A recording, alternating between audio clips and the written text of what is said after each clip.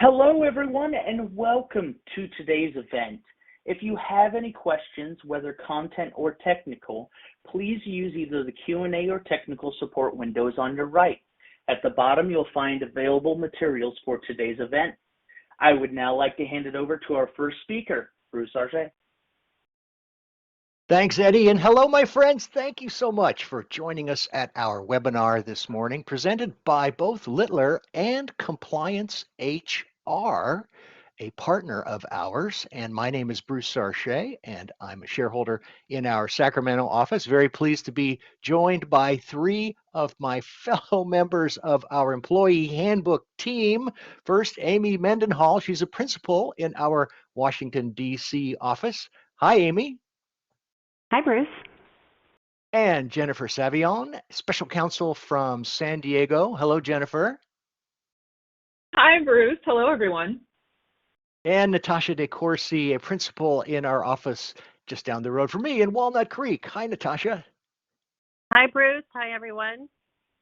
All right, so why do we do this at this time of year? Well, it's traditionally been thought that January 1st is a great time to roll out a new handbook. First day of the year, new policies, everyone's kind of used to it. So when it gets to be the fall, we really see a big ramp up in the requests for updated handbooks and updated policies. The new year is just around the corner.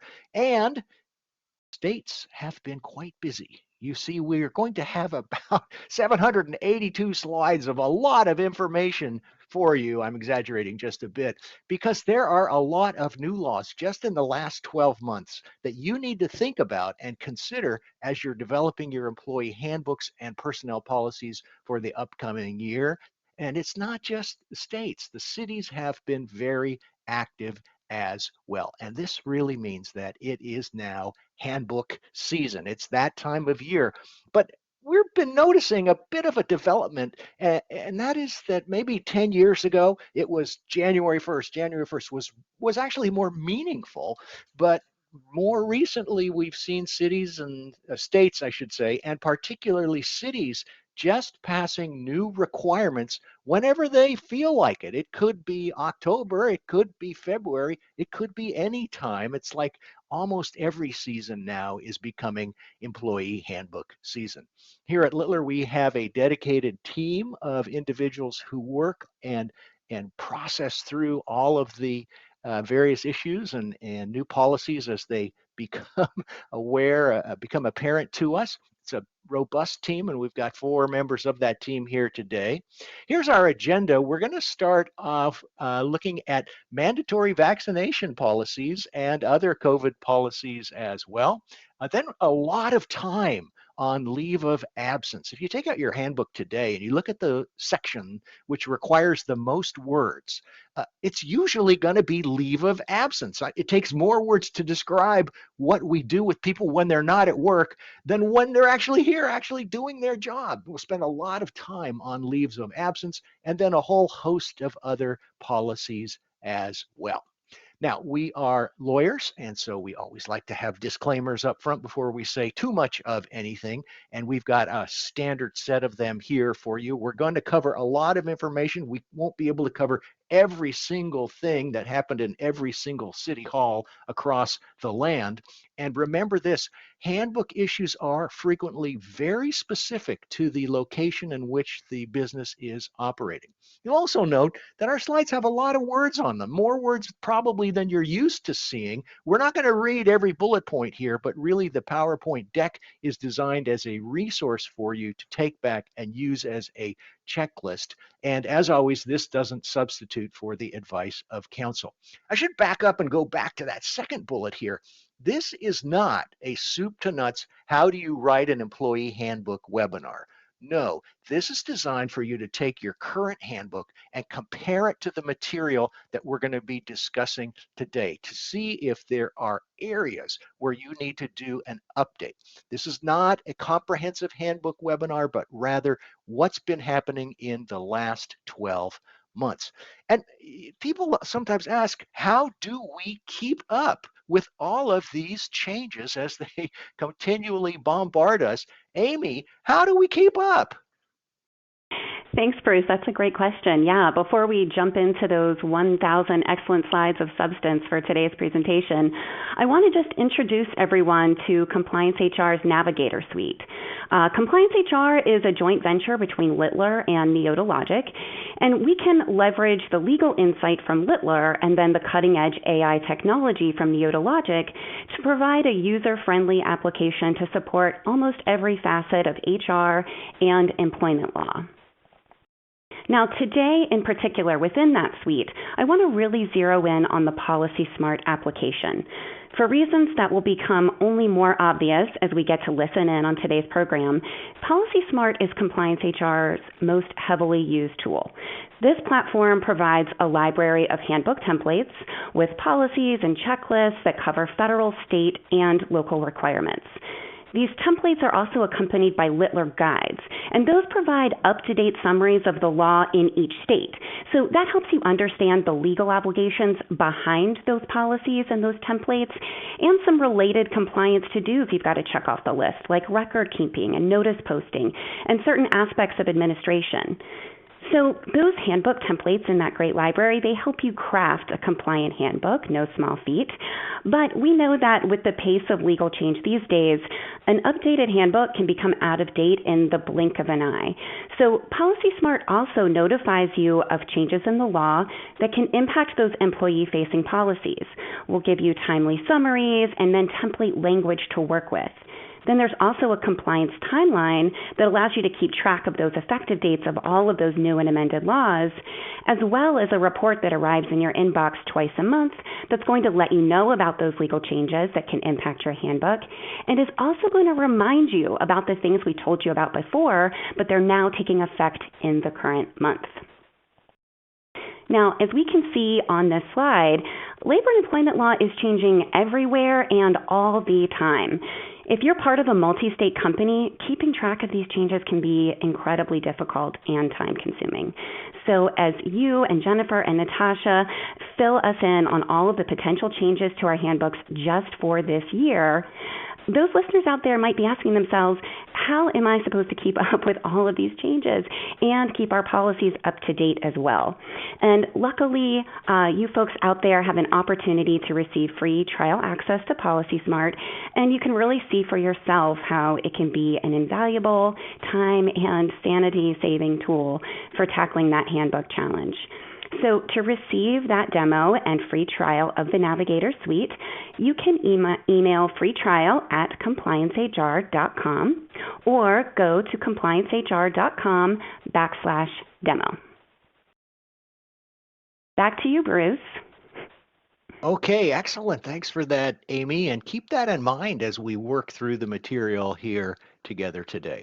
Well, we'll start with COVID. And of course, it was just about 11 months ago, December 20th, 2020, when the first person in the United States received the COVID-19 vaccine.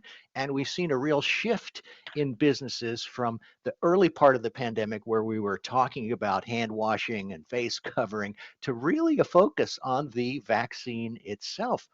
Back a year ago, we did this same workshop with Compliance HR, and this was one of the slides. Should you put COVID policies in your handbook? We talked about some of the benefits of doing that, as well as some of the disadvantages to doing that. And we thought up until last Friday that we were just going to have to scrap all of this and say, yeah, because you're going to have a mandatory vaccination policy if you have over 100 employees. But we've seen now this is not for certain at this point in time. And briefly, a little history on this. On September 9th, the president unveiled his action plan, which included a direction to federal OSHA to create a vaccine mandate for businesses with 100 or more employees. Fed OSHA did so and released that on November the 4th.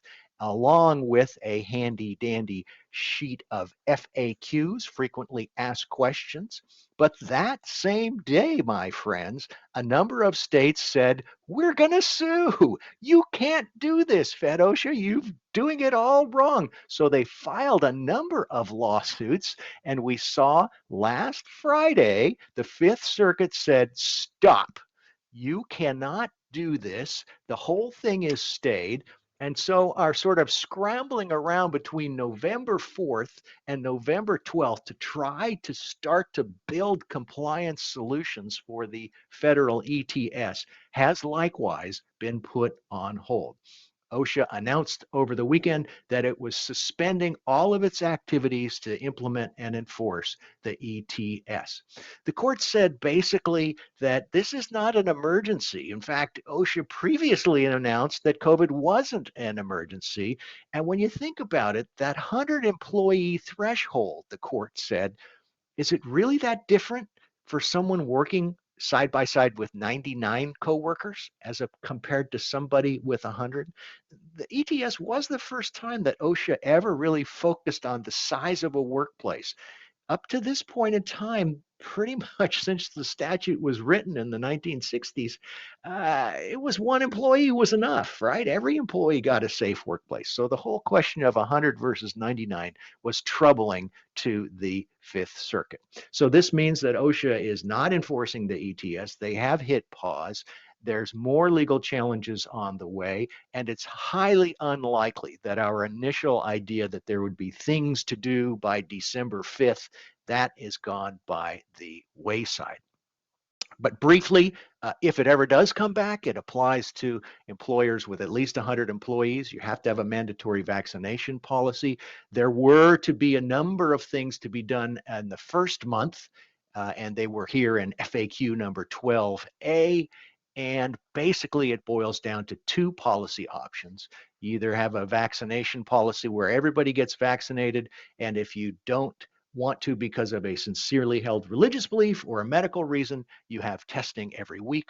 Or if you don't want to for any reason, religious, medical, or otherwise, you have to submit to testing. It seemed that under the ETS, 100% remote work was the only way to avoid testing. It still required mandates of masking in the workplace, and other rules apply to federal contractors and those receiving Medicare funds from the federal government. Now, many businesses have mandatory vaccination policies already prior to the ETS. I believe the latest number I saw was like 35% or so of American workers were subject to mandatory vaccination policies.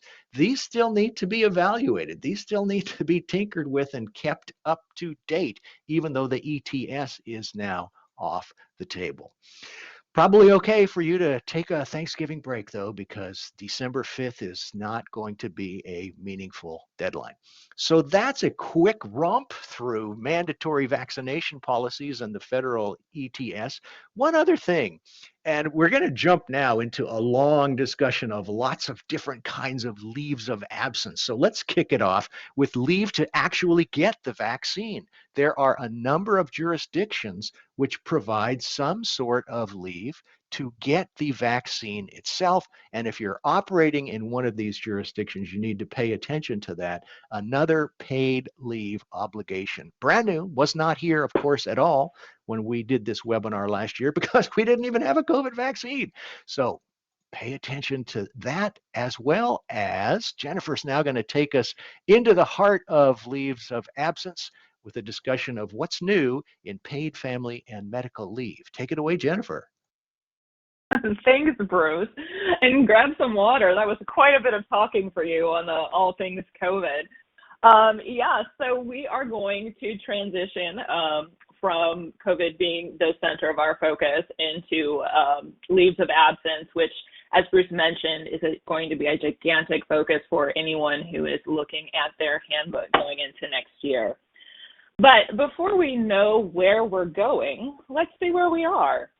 So as you can see, the majority of states still do not have paid family and medical leave programs in effect. Those are the states colored in teal. But the tide is shifting. The green states represent paid leave laws that were in existence prior to 2021.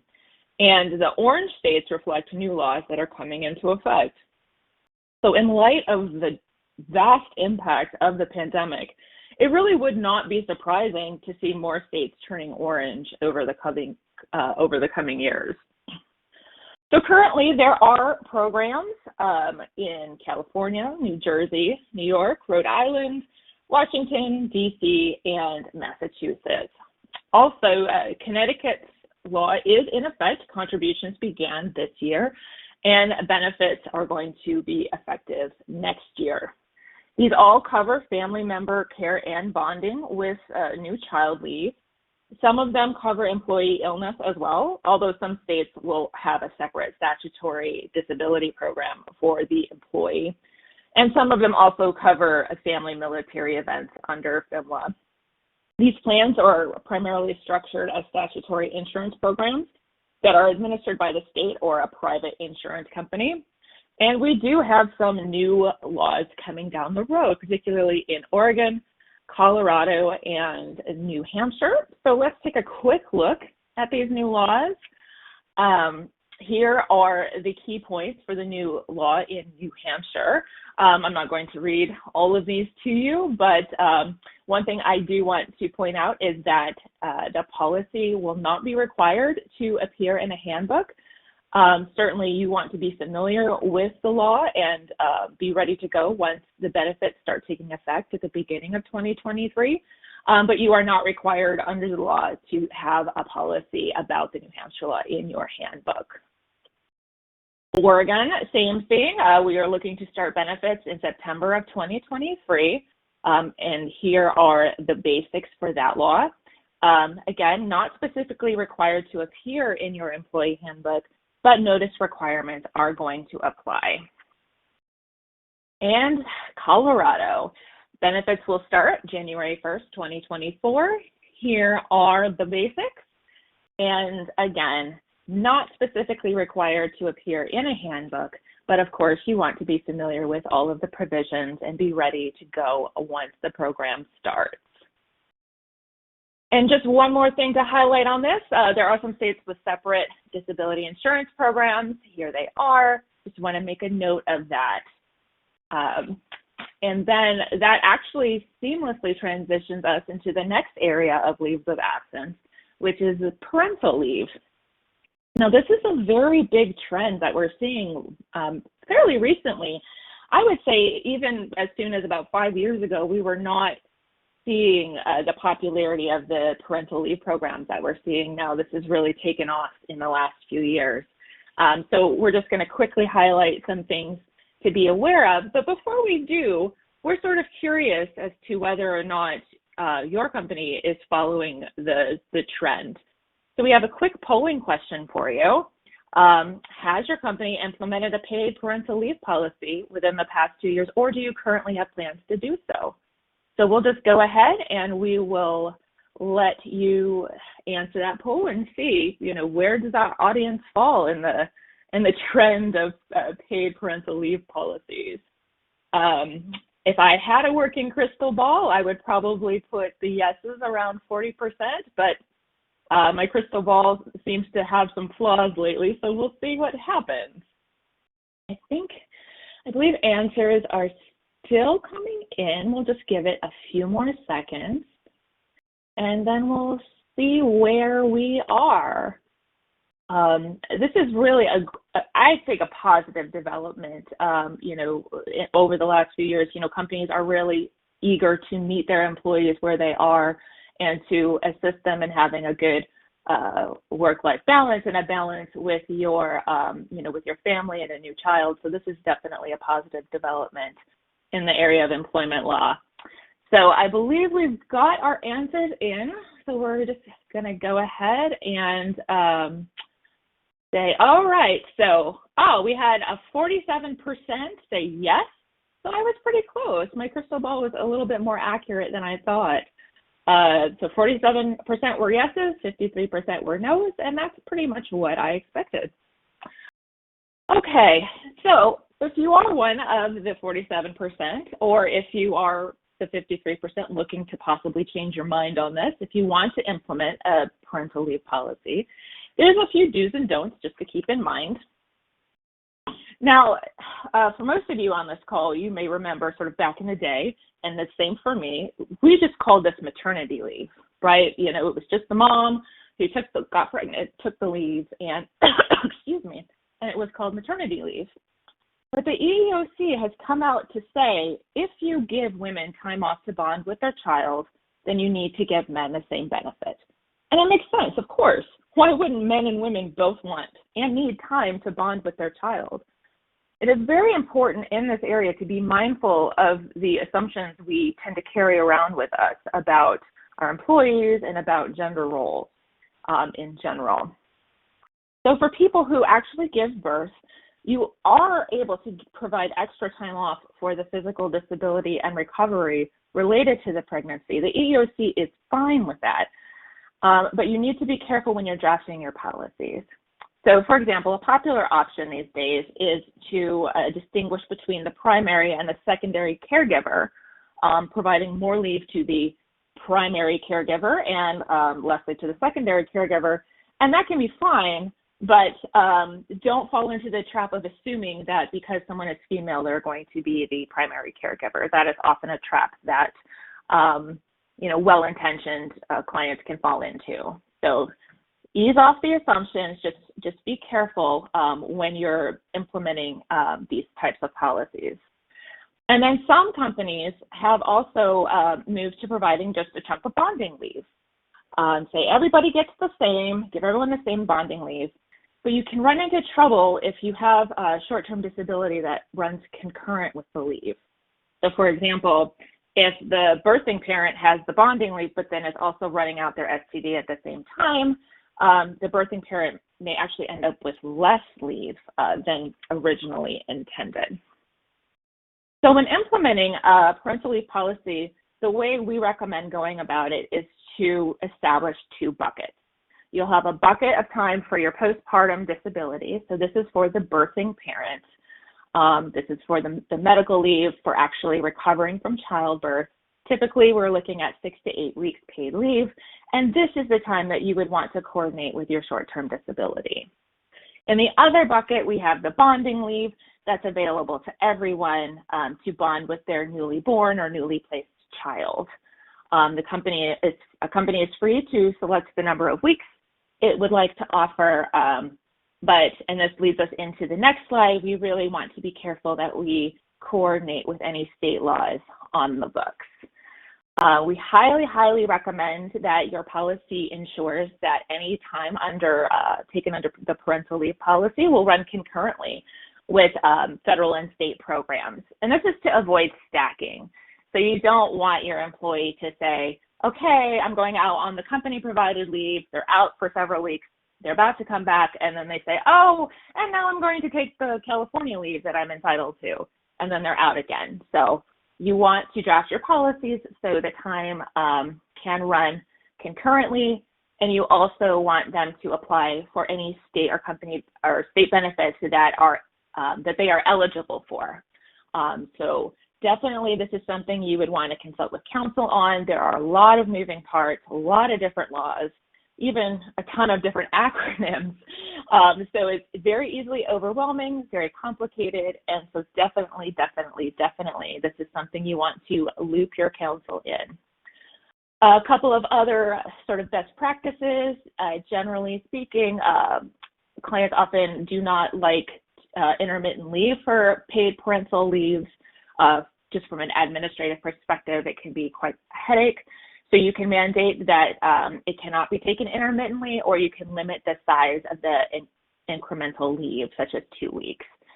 You can ask for a notice period. Again, there will be situations where, due to an emergency, that much leave may not be able, or that much notice might not be able to be provided. But generally speaking, 30 days is what we see in our policies. And again, the legal disclaimer stuff. These slides, not a substitution for counsel. Please, if you're not familiar with this, please loop in knowledgeable counsel to assist you in drafting a compliant paid parental leave policy. Speaking about paid leave, Bruce, what's next on the mandatory paid leave area? Sure thing. Thanks, Jennifer. Tell you a story about when I first started practicing employment law. It was a number of years ago, and we used to always say sick leave is a matter of contract between employer and employee. Well, not so much more anymore, my friends. Sick leave is now a matter of statute, and there are a number of places where you have to provide paid leave of one sort or another. In the last 12 months, we've seen a number of places added to the list, as well as some changes in existing obligations. You can see a few of them here in West Hollywood, all the way across the country to Pennsylvania, back to the middle of New Mexico as well. And not done yet in the Midwest and then up in the Pacific Northwest as well. We see more and more requirements that you provide paid leave. And this doesn't necessarily include just sick leave. For example, the West Hollywood ordinance is, yeah, I want to go to the beach. So I get my sort of vacation paid leave. It's all included there. It doesn't necessarily have to be a health related reason. So if you're, speaking of being sick and a health related reason, if you're sick of keeping track of all these crazy leaves of absence, why not just surrender and tell your employees you can have as much as you want, just get the job done. We're seeing a real increase.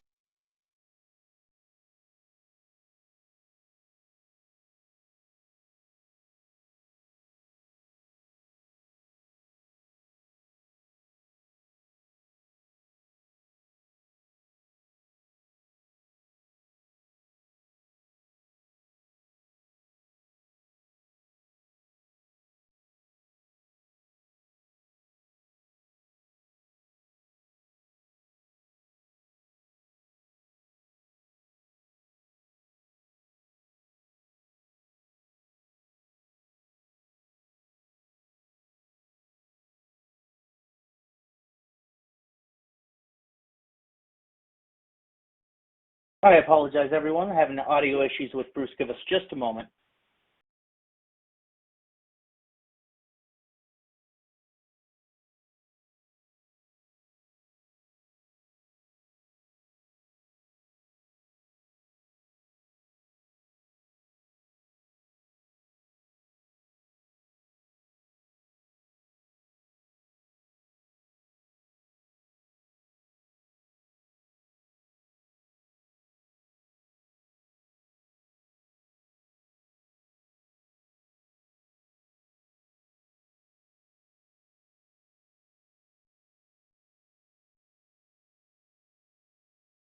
Hey everyone, this is Jennifer again. While Bruce gets reconnected, I'm going to just take us back through this unlimited PTO. So for those of you, like Bruce said, if you are sick to death of all these paid leave laws, all the different states, all the different locations, what can we do about that? Hey Bruce, do we have you back? I think so. Testing 1, 2, 3. Yeah, there you are. Oh, okay. Yeah, so sorry about that, folks. A little problem on my end. I apologize. And unlimited PTO is looks pretty attractive for a number of reasons, but be careful for a number of reasons as well. You can't just jump into the swimming pool of unlimited PTO without looking to make sure there's some water in there first. Problem number one, cash out of accrued but unused vacation is required in a number of states. How do you deal with that with unlimited PTO? Second problem, how do you integrate it with all of these other leaves which require which basically provide for unpaid leave? Do they now get shifted to become paid leave? And another problem is military leave. The USERRA provides basically 5 years of protected leave to serve in the military. And if you have an unlimited PTO policy, how's that going to line up with this statutory requirement? So a number of big challenges there. We do have a number of our clients who have gone in this direction. We've got a few highly experienced attorneys in our firm who are dealing with these questions every day, but it is still quite a challenge. Jennifer, back to you now. Speaking of military leave, what's been developing there recently? Thanks, Bruce. A couple of things to highlight in the area of USERRA and other military leaves. First up, there was an amendment to USERRA this year to add a couple of items to the definition of uniformed services. So if your USERRA policy is relatively detailed and you have terms and you define them out, just be sure that you have included this additional information. And not new, but something to remember, especially as all of these paid leave programs are coming down the line, is that USERRA has a comparable leave requirement. So essentially, if you are providing paid leave to a leave that is similar to leave under USERRA, then USERRA's leave will have to be paid as well. So although it might be simple to put military folks in their own corner and say, nothing compares to you, and if you heard that in Sinead O'Connor's voice, then you are also a child of the 90s. Hello, friends. But you actually want to look in practice. Is there another paid leave policy on the books that would compare to military leave? And leaves are considered comparable if you take a look at such factors such as how long the leave is, the purpose of the leave, whether or not the employee gets a choice as to whether to take the leave. These are things to look at when deciding whether you have a comparable paid leave policy. And here, just very quickly, are a few other developments in the area of military leave. No need for me to read these to you. You have the PowerPoint, so just be mindful if you operate in any of these dates. All right, Natasha, where are we with respect to new leave of absence laws? Thank you, Jennifer. I will go through these pretty quickly. We always have a number. Connecticut, there's a new voting leave law. Employers must provide 2 hours of unpaid time to non-exempt employees for voting or to work as an elector. In New York, as Bruce mentioned earlier, there is a vaccine leave law for up to 4 hours of paid time, and that's in place until the end of 2022. In Missouri, we have a new domestic violence leave law. Employers need to provide unpaid time off, 1 week for employers with 20 to 49 employees and 2 weeks for 50 plus employees. Time off for medical, psychological attention, planning for safety, and to obtain legal assistance, and notice must be provided of this. In Pennsylvania, we have a new living organ donation leave law. This runs concurrently with federal FMLA, and the requirements for eligibility are similar to FMLA. Time off may be taken for an employee's own donation or to care for a spouse, child, or parent either donating or receiving. In Oklahoma, we have a new military leave law that extends protection to Oklahoma National Guard employees. In Nevada, we have a new law that provides that if an employer gives paid or unpaid sick leave, employees must be permitted to use the time to assist immediate family members for illness or injury. And as Bruce mentioned earlier, there's vaccine leave laws in Chicago and Cook County and also in LA. And back to you, Bruce, for a discussion of telework. Very good. Well, if your employees ever come back from any of these thousands and thousands of leaves of absence and actually want to do work, it raises the question, where are they going to do that? The Gallup did some polls throughout the course of the pandemic, and about April or so, it was close to 60% of U.S. workers reporting that they worked sometimes or always at home. Those numbers have declined, but the last ones I saw was still in the 35 to 40% range. Telework continues to be an attractive thing for businesses and employees alike. And the question comes up, how do we deal with this in our employment handbook and our employee policies as well? For non-exempt employees, it can be pretty tricky. Here's what we do in California with regard to non-exempt employees working at home. The Fair Labor Standards Act, if you're operating in one of those jurisdictions, it's a little bit easier for you there. But basically, we really have to keep a lot of careful track of work time because these people, we're not looking at them. We can't see them. We don't really know when they are or aren't working necessarily. For exempt employees, we don't really care about when they clock in or out, just get the job done. But we do care about expense reimbursement, this is a giant concern today, and it also applies for non-exempt employees as well. So here's a picture of a typical work from home guy. You can see he's adopted the business casual dress code. I like that. But, he bought some new AirPods and a webcam, and he bought a printer and some paper and some pencils and a stapler and a whiteboard and a little desk. Who's going to pay for this kind of stuff? And beyond that, how about his HVAC, his power, his rent? All of these things potentially are reimbursable if they're reasonable and necessary to the employee working from home. And you might think, Bruce, come on, rent, utilities? Yes, my friends, here's an actual advertisement on social media.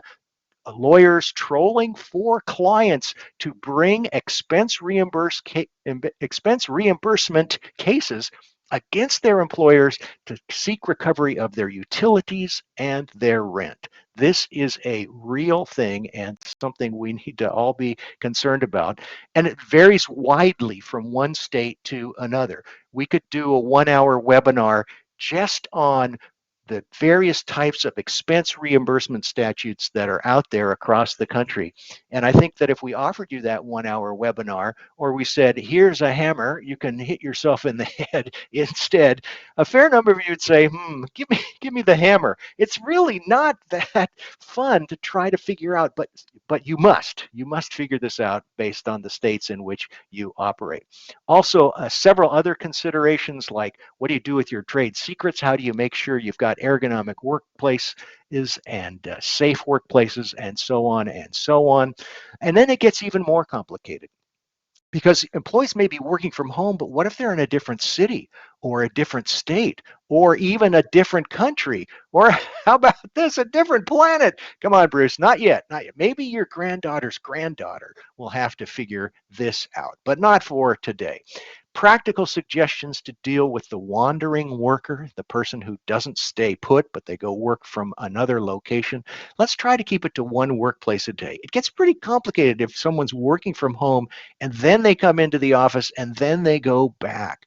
We highly recommend written policies and a written agreement with the teleworker. And to that end, if you go to littler.com, you'll see with a few clicks, you can take a look at a telework toolkit that we've put together to assist in compliance here as well. Let's wait, there we go. Jennifer, not just sexual harassment or harassment on other protected bases, but how are employers dealing with it across a multi-state operation? What's new there? Oh, thanks, Bruce. Yeah, so in light of the recent Me Too movement, several states have really upped their game with respect to anti-harassment policies and requirements, which can create some headaches for employers who operate nationally, just as this woman modeling on our slide is demonstrating for all of us. If you haven't had counsel, take a look at your national harassment policy recently, and now would be a very good time to take a look and revisit. So what are the basic considerations you need to keep in mind for a national harassment policy? You definitely want to include these items. You want to include your federally protected categories. You want to include conduct that might not necessarily rise to the legal standard of unlawful.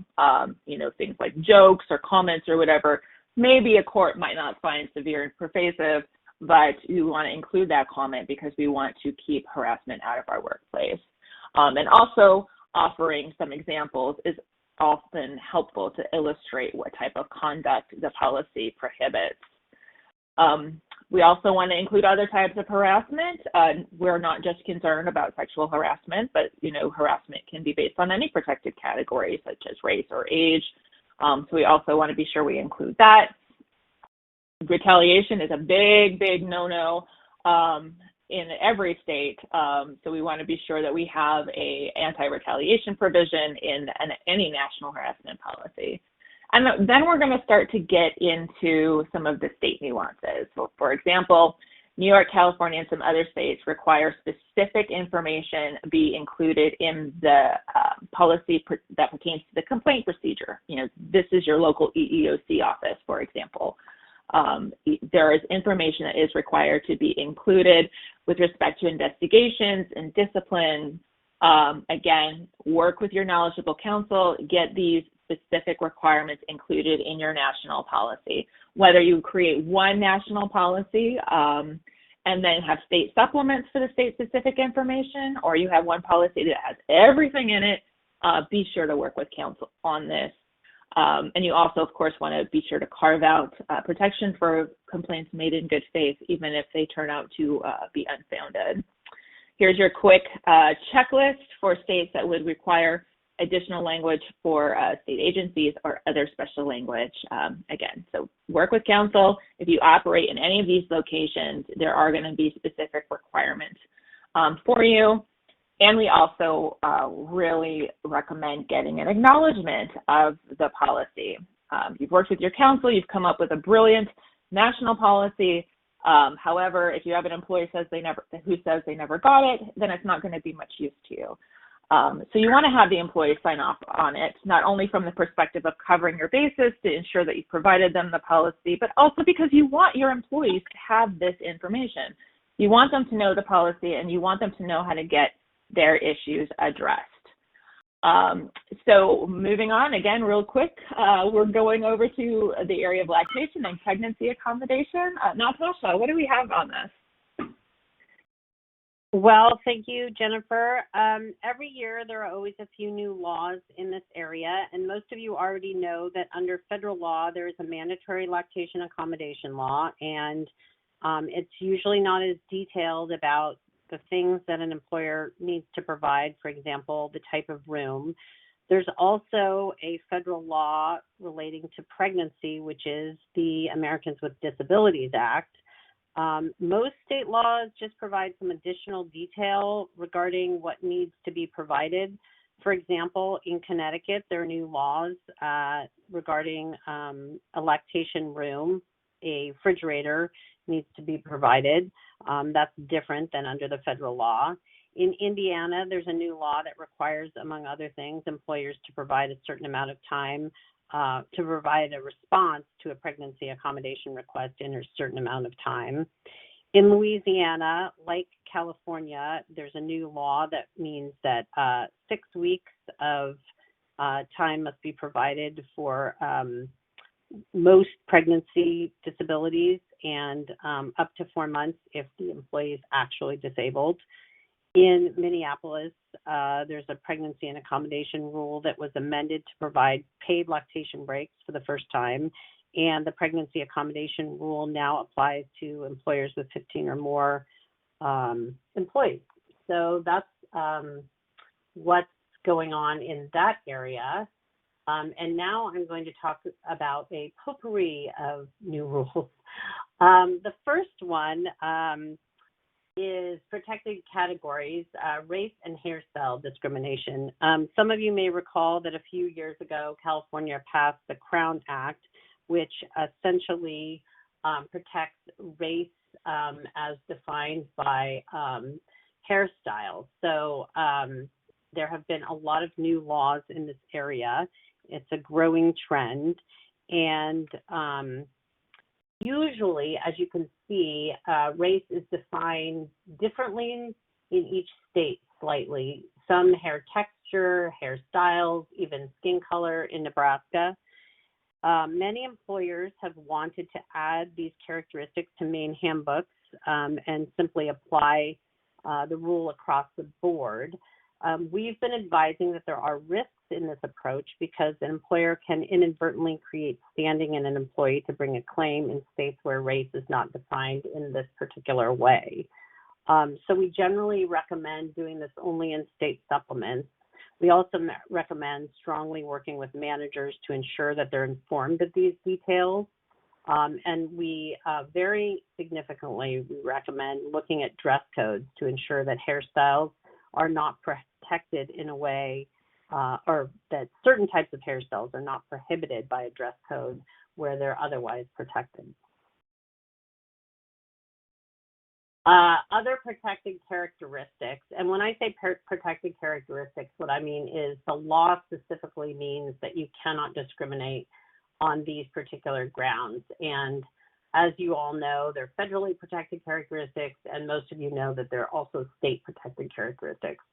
In Pennsylvania, discrimination based on military status and membership in National Guard is specifically protected under that state law.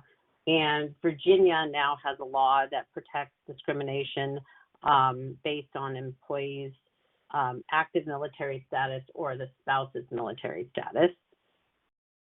In Colorado, that rule has been expanded to prohibit discrimination based on gender identity and gender expression, which are already somewhat protected under Title VII, but what it means to also be protected under state law is that there would be more than one cause of action, a state law cause of action and a federal cause of action. Illinois has been expanded to protect work authorization, and Maine prohibits discrimination for seeking and receiving a protection from abuse order, and prohibits discrimination based on familial status, and that's not protected under federal law. And now I'm going to talk about a few state leave amendments. California, as many of you know, the California Family Rights Act was amended last year to apply to employers with only 5 employees. And there's been a slight change for 2022. Parent is now defined to include parent-in-law. In DC, the Universal Paid Leave Act has been amended to increase the amount of medical leave and also to cover prenatal leave. In Illinois, the Victims of Economic Security and Safety Act now has been expanded to cover crimes of violence, and that's actually a trend. That's also the case in California for last year. So you can see that that trend is probably going to increase in years to come. In Kentucky, adoption leave was amended to require that if a company provides parental leave, it must provide for birth parents, it must provide the same for adoptive parents, and it guarantees at least 6 weeks for children who are adopted that are 10 years old. In Maine, the Maine FMLA was amended to cover grandchildren and domestic partner grandchildren. And in Maryland, the Flexible Leave Act was amended to allow use for bereavement leave. In Oregon, if an employee leaves and is rehired, their sick leave must be reinstated if they're rehired within 180 days. And there's also an expanded eligibility for public health emergency leave. In Rhode Island, the incremental increase for temporary caregiver insurance went from 4 to 5 weeks, and in 2023, it's going to go up from 5 to 6 weeks.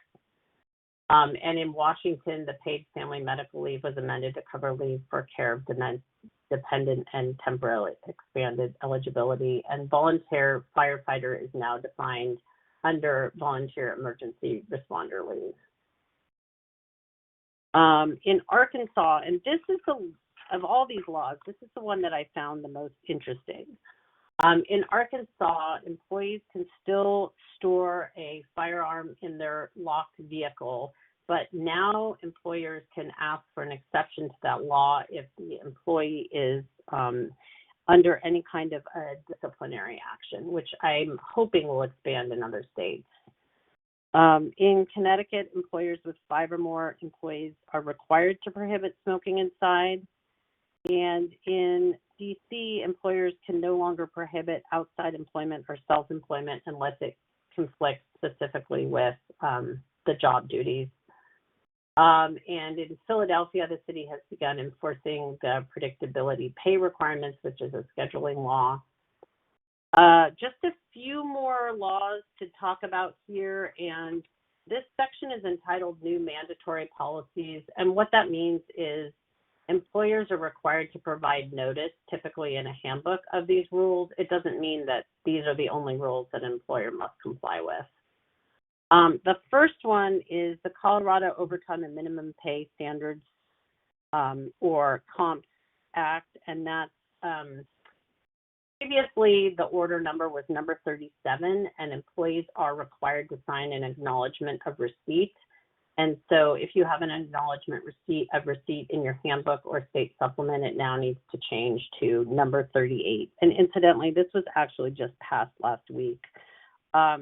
It codifies the fact that in Colorado, vacation and PTO policies can no longer be use it or lose it policies. There were cases on this, but now this is in a statute as well. And there's also a minimum pay rate for sick leave that's established. And there's, for the first time, a new highly compensated employee exemption from the Overtime and Minimum Pay Standards Act. And it also establishes a regular rate of pay for employees with multiple jobs. Next, we have New York with the Airborne Infectious Disease Exposure Plan. And this is a safety plan that is required to be in a handbook. It doesn't have to be provided to employees or created if the employees that you have in New York are working remotely.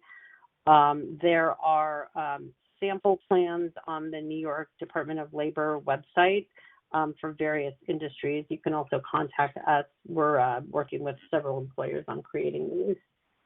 And next, last but not least, Virginia. Virginia has a new reasonable accommodations for individuals with disabilities law that is required to be noticed to employees.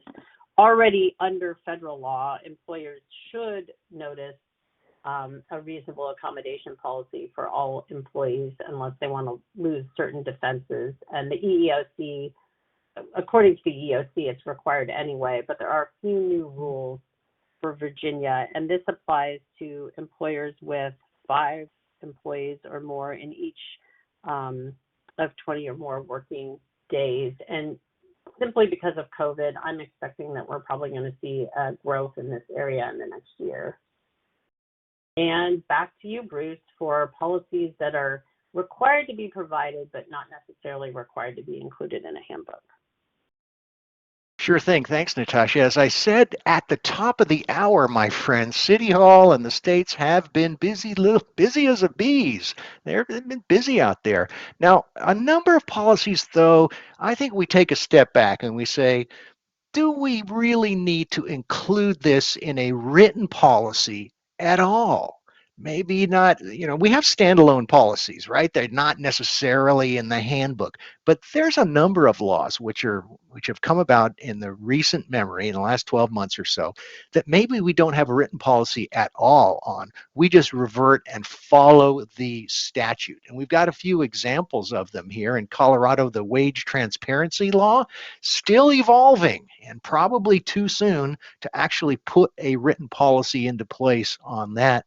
A number of cities in California and states across the U.S. passed these right to recall laws, primarily impacting the hospitality industry as the COVID pandemic slammed the economy in the spring of 2020. Hotels just basically shut down. They are reopening, good news, and recalling employees back. And these laws require recall in the order of seniority, basically.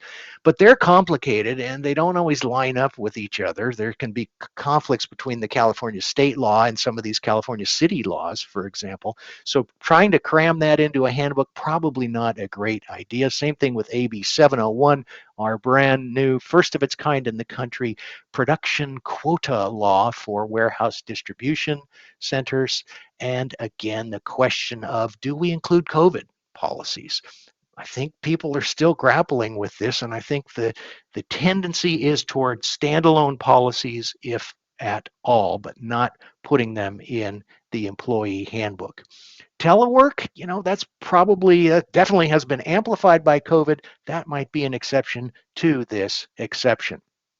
So we've gone through the handbook, we've dealt with leaves of absence. It's time for the employee to sign off on that final piece of paper saying, I've read this 782-page handbook and I will abide by it. Jennifer, any thoughts with regard to this important part of the process? Yes, Bruce, thank you. As we all know, getting the employee to acknowledge the receipt of the employee handbook is very important, particularly anyone out there who's been involved in litigation that relies on policies contained within a handbook. Oftentimes, the first argument that plaintiff's counsel chooses to raise is, oh, my client never got the handbook. He can't be subject to these policies. He's never given the policies.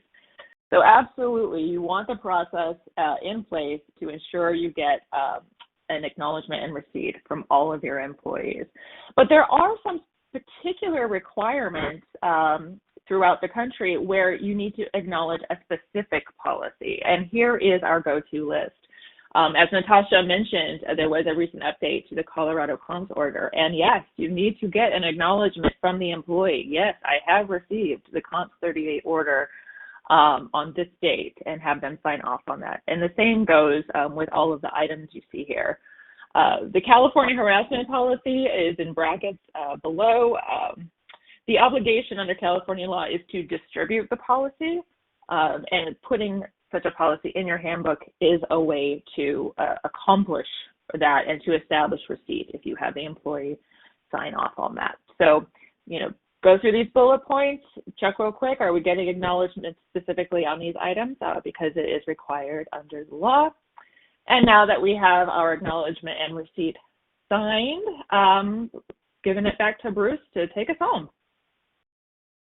Hey, before we do that, though, I got a question here that came in from the audience, and we got a few minutes, so I thought I'd ask this one. It has to do with acknowledgments, and either Jennifer, Natasha, or Amy, what do you think? If we make updates to the handbook during the year, do you recommend getting an additional acknowledgement of the employee having read and understood the new policies added? This is Natasha. Yes. This comes up every year when we do these. I absolutely recommend doing that because if you don't have someone sign off, it's as though they never received the policy. If you just make a few slight adjustments to policies that are not legally required, like where to find things, where to park, those kinds of things, you don't have to have people acknowledge. But especially if you're including policies that are required to be communicated to employees, if you don't have an acknowledgement when you really need to prove someone read something, it will be hard to do that. Okay, yep, that sounds solid to me, Natasha, thanks. Here's another one. We have a handbook and we have policies. How do you recommend that we get notice of these to employees if not everything is included? I guess the gist of this question is not everything is in the handbook. We've got these policies, but we want employees to be aware of them. How do we grapple with and tackle that?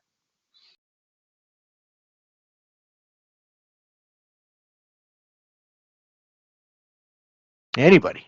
Natasha, Jennifer, what do you think? Well, I can give my opinion on that. I really strongly recommend having everything in one handbook, if at all possible, unless there's sort of operating procedures.